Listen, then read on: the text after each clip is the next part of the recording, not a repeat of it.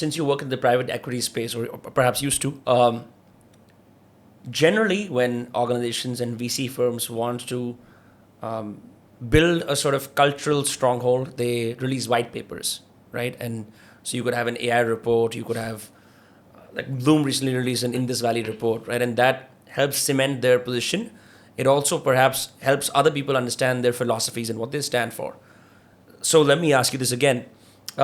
Why has there been so much opaqueness, and why did it take someone like you to at least try and put forward a biography of someone who's literally the founder of the RSS? Why has it not happened before? Yeah, it's a good question.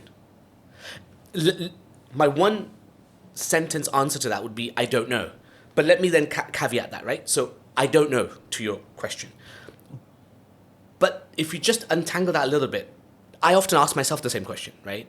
How come it took someone like me, who lives 5,000 miles away, to be flying in to India for 7 years, in and out, right? Going to archival material.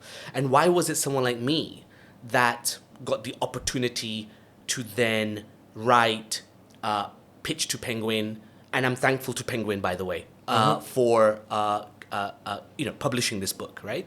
And Penguin were very thorough.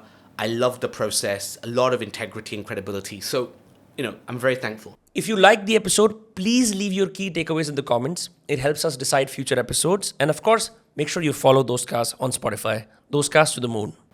But I asked the question, why someone like me? And the only conjecture I have is that I think, sadly, in India, things are too politicized. It's just too politicized, right? I would like to think that in this book, and anybody that reads this book will know, that I've used a lot of wit and sarcasm and humor, but it's subtle. And I openly humanize Hedgewar.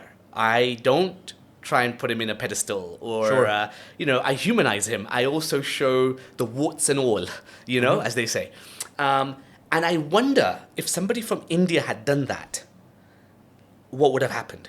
Also, I wonder if somebody from India would they have had the access to some of the microfilms at the Delhi library, which my understanding is most academics who have tried to ask for those microfilms have always been told it doesn't exist, right? But I got access to them. So I don't know, but maybe it's that because I'm somebody who is not vested in the outcome. Right? Sure. You don't stand to gain any political advantage or any None. reasonable clout or any, increase in your position, let's just say, social position. I don't think so. Yeah.